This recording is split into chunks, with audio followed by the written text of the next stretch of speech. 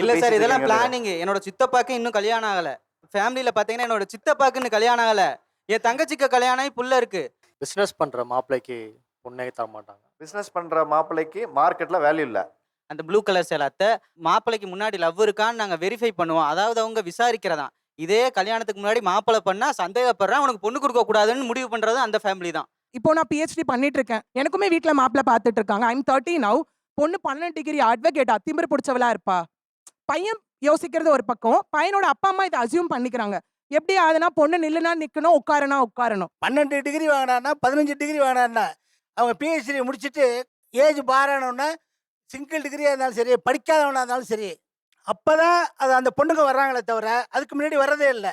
பையன் வந்து எவ்வளவு சம்பளம் வாங்குறான், அது எந்த டிபார்ட்மெண்ட்டாக இருந்தாலும் சரி, நிறைய சம்பளம் வாங்கினா அவனை கட்டிக்குவான். யாராவது இவ்வளவு படித்தவங்க ஒரு விவசாயி வீட்டு பையனை, ஒரு விவசாயம் பார்க்குற பையனை கட்டிக்கிறாங்களா? சார், இது விவசாயம் பார்க்குறவங்க நீங்கள் 1000 படிச்சுட்டுலாம் வந்து விவசாயம் பார்த்துட்டு இருக்காங்க. ஐடி ஃபீல்டை விட்டுட்டு விவசாயம் பார்க்க வர்றாங்க. இவங்களோட எண்ணெல்லாம் என்னன்னா சொகுசாக வாழணும், சோபிசிகேட்டடாக இருக்கணும், காரில் போகணும். மாப்பிள்ளை இது என்னது பொண்ணு என்ன நினைக்குதுன்னா, மாப்பிள்ளை இப்படி ஒடியாடணும். மாப்பிள்ளை ஒரு சொஃபஸ்டிகேட்டான ஒரு இடத்துக்கு போய் நீங்க வாழணும்னு ஆசைப்படுறீங்களே தவிர, ஒரு விவசாயி படிச்சிருந்தா கூட, சொத்து பத்து இருந்தா கூட விவசாய வீட்டு மாப்பிள்ளை கொடுக்க மாட்டேங்கிறீங்க, நல்ல தொழில் பண்ற மாப்பிள்ளை கொடுக்க மாட்டேங்கிறீங்கன்னு அவர் பெரிய குற்றச்சாட்டா வைக்கிறாரு. லேட் மேரேஜ் அப்படின்னு சொன்னாரு. டு பி ஃப்ராங்க் 23 வயசுல இருந்து எங்க வீட்ல பார்த்துட்டு இருக்காங்க. ஃபர்ஸ்ட் விஷயம் எனக்கு அடிப்பட்டது ஹைட், பிகாஸ் ஐம் 6 feet. மொதல் விஷயம், அதனால தான் மேரேஜ் எனக்கு தள்ளி போகுது. ரெண்டாவது சார் சொன்னாரு நீ ரொம்ப ஆடம்பரமான வாழ்க்கை அப்படின்னாரு. நான் உங்களுக்கு சொன்ன விஷயம் என்னன்னா, நான் ஒரு டிகிரி கூட ஓகேன்னு சொன்னதுக்கு ரீசன் என்னன்னா, I am such a kind of person, grow together கான்செப்ட்ல நான் பிலீவ் பண்ணுவேன். அந்த பர்சன் ஜீரோ பேலன்ஸ்ல வந்தாலும் எனக்கு ஓகே. அப்ப அவர் வேலைக்கு போகலன்னாலும் பரவாயில்ல. நல்ல அண்டர்ஸ்டாண்டிங் இருந்து எனக்கு சப்போர்ட்டிவா இருந்தா ஓகே சார். பிகாஸ் எனக்கு ப்ரொஃபஷனல் ஒரு பிளேஸ்ல வரணும். அந்த பர்சன் ஏதாவது ஒரு ஒர்க் போகலாம், சும்மா இருக்கிறதுக்கு ஏதாச்சும் ஒரு ஒர்க் ஐம் ஃபைன். இது வேணும் அது வேணும்னு இல்ல, பிசினஸ் பண்ணா ரொம்ப சந்தோஷம். இந்த 30 வயசுல இந்த எடுத்த முடிவை 23 வயசுல நான் 23 எடுத்துட்டேன் சார். நான் சொன்ன ரீசன் அதுதான். நான் அப்பவே 23 வயசுல நான் 3வது டிகிரி படிச்சுட்டு இருந்தேன். அப்பவே பசங்களுக்கு எப்படின்னா, ஐயோ பொண்ணு 3 டிகிரி படிச்சிருக்கா, நம்ம சொல்றதை கேட்க மாட்டா அப்படின்ற மைண்ட் செட் அப்பவே வந்துருச்சு அவங்களுக்கு. ஸோ அதுதான் இப்போ இன்செக்யூரிட்டி எனக்கு இல்லை, ஐம் ரெடி டு அக்செப்ட். அப்போ அந்த பையனுக்கு தான் இன்செக்யூரிட்டி இருக்கீங்க. கொடுங்க, அவங்ககிட்ட கொடுங்க.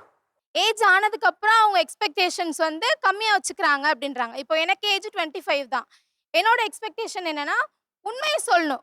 2 டிகிரி படிச்சிருக்கேன்னு நீ சொல்ல வேணாம். நீ படிக்கவே இல்லையா, நான் படிக்கல அது சொல்லு.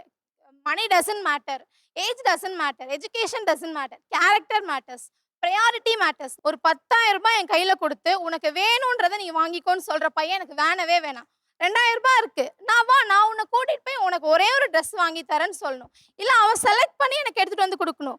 அந்த செலக்ட் பண்றதுக்கு ஒரு 1 hour அவன் டைம் ஸ்பெண்ட் பண்ணிருப்பானா, அந்த டைம் தான் நான் எக்ஸ்பெக்ட் பண்றேன். எனக்கு ஒண்ணு புரியல. உண்மையாவே இந்த ஷோ ஆரம்பிச்சதுல இருந்து எனக்கு ரொம்ப ஆச்சரியமா இருக்கிறது விஷயம் என்ன தெரியுங்களா? ஒரு நல்ல மனிதனை தேடிட்டு இருக்கேன், ஒரு மனிதனை மிக்க ஒரு நல்ல மாப்பிள்ளையை தேடிட்டு இருக்கேன். அப்படிதான் எல்லாருமே சொல்லிட்டு இருக்கீங்க. எனக்கு பணம் தேவையில்லை, ப்ராப்பர்ட்டி தேவையில்லை, அவர் 1 டிகிரி படிச்சிருந்தா போதும், அவர் கருப்பா சிவப்பான்னு எனக்கு கவலை இல்லை, நான் வச்சு சோறு போடுவேன், எனக்கு வேலை வந்து முக்கியம் இல்லை, இப்படிலாம் சொல்றீங்களே, இது உண்மையாவே இப்படி ஒரு பிம்பம் இருக்கா? எனக்கு இதெல்லாம் உண்மையாவே அப்படிதான் அப்படி எதிர்பார்ப்பு இருக்கா? உண்மையாவே அப்படி இருக்கும். ஏன் அப்படி ரியாலிட்டி ஏன் அப்படின்னா, இப்போ ஜெனரலி வந்து பசங்களை விட பொண்ணுங்க நாங்க நிறைய அப்படி நான் இல்ல, நான் இதை dominate பண்ணி உங்ககிட்ட கேட்க சொல்லல. மாட்டேன். நீங்க எல்லாம் இப்படிதான் பதில் சொல்றீங்க. ஏங்க இதுக்கு நீங்க பதில் சொல்லுங்க. பிஸ்னஸ் பண்ணுற மாப்பிள்ளைக்கு பொண்ணே தர மாட்டாங்க. பிசினஸ் பண்ற மாப்பிள்ளைக்கு மார்க்கெட்ல வேல்யூ இல்ல. கிடையாது. ம். ஒன்லி ஐடி தான். ஓகே. ஐடியில் ஒரு 1,50,000 மேலே இருந்தால் ஓகே பண்ணுவாங்க. ஐடியை தவிர மத்த எல்லாம் ரிஜெக்ட்ங்கிறீங்க. ஆமாம், கண்டிப்பாக. ஃபார்மர், டிரைவர், போலீஸ், வக்கீலுக்கெல்லாம் கஷ்டம்தான். உங்க வீட்ல இந்த எதிர்பார்ப்புக்கு ஓகேயா? என் பேரண்ட்ஸை நான் கன்வின்ஸ் பண்ணிப்பேன். அவங்க வேணான்னு சொன்னாலும் அவங்களுக்கு அகைன்ஸ்டா இருந்து நான் பண்ணுவேன். ஆனா எனக்கு என்னங்க, டைம் அந்த கொடுக்குற பொண்ணு பையன் வந்து வேணும்.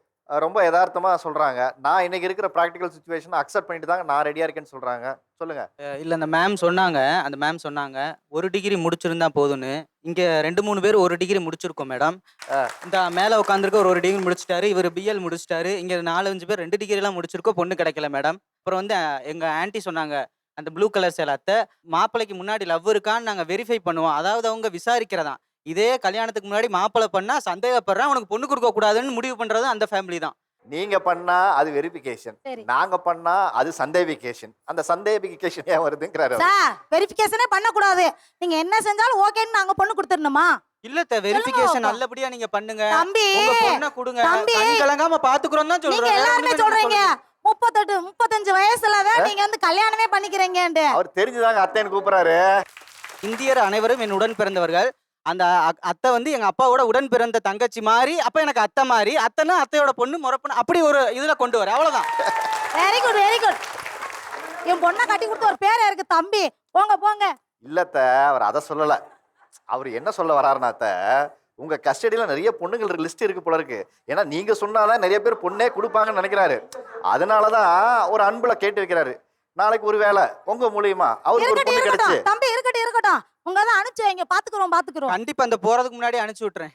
உங்களுக்கு என்ன வயசாகுது? 23 முடிஞ்சு 24 பிறக்க போகுது. நான் எங்க வீட்டுல நான் வந்து டிகிரி முடிச்சவனே பொண்ணு பார்க்க சொல்லிட்டேன். 22லயே பொண்ணு பார்க்க சொல்லிட்டேன்.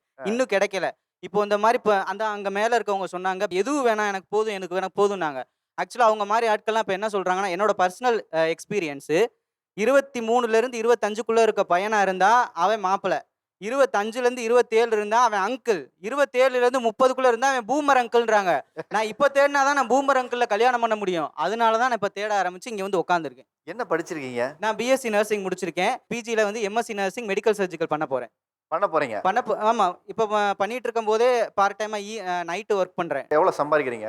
என்னால் இப்போதைக்கு ஒரு 35,000 40,000 ரூபாய் வரைக்கும் சம்பாதிக்க முடியும். 40,000 சம்பாதிக்கிறீங்க. உங்களுக்கு பெரிய எதிர்காலம் இருக்கு தம்பி. ஒரு பெரிய டிஸ்கவர் பண்ணி, நான் கூட இந்த பையன் பூமரங்கள் ஆயிட்டானோட ஒரு 35-40 வயசு இருக்கும் போல இருக்கு. மனசு நொந்து இல்லை சார், பேசிட்டு இதெல்லாம் இருக்கீங்க. பிளானிங். என்னோட சித்தப்பாக்கு இன்னும் கல்யாணம் ஆகலை. ஃபேமிலியில் பார்த்தீங்கன்னா என்னோட சித்தப்பாக்கு இன்னும் கல்யாணம் ஆகலை. என் தங்கச்சிக்கு கல்யாணம் ஆகி புள்ள இருக்கு. இப்படி நம்ம சமுதாயத்தில் பார்க்கும்போது அது ஒரு வெறி ஆயிருது. இல்லை இது முடிச்சுட்டு தான் அடுத்த வேலைக்கே போகணுன்ற அளவுக்கு வெறி ஆயிருச்சு. இல்லைன்னா சிக்காது. முதல்ல எது நடக்குது, கல்யாணத்தை முடிச்சுட்டு வாழ்க்கையில மத்த அத்தனையும் பாத்துக்கலாங்கிறாரு. எனக்கு 25 வயசுல கல்யாணம் முடியணும்னா எந்த கண்டிஷனுமே வேண்டாம்னு நீங்க கல்யாணம் பொண்ணு தேடுங்க. இப்போ நீங்க சொன்னீங்க, என்ன சொன்னீங்கன்னா, இந்த மாதிரி கண்டிஷன் எதுவுமே இல்லை, நல்ல பையனா இருக்கணும், வேலை அப்படிலாம் ஓகேன்றீங்க. நான் எங்களுக்கு பர்சனலாக எங்கள் அண்ணனுக்கு பொண்ணு பார்க்கும்போது கோயம்புத்தூர் சைடு அங்கே போகும்போது என்ன சொல்கிறாங்கன்னா, பொண்ணுக்கு எவ்வளோ போடுவீங்க, பொண்ணோட அம்மாவுக்கு எவ்வளோ போடுவீங்கன்றாங்க.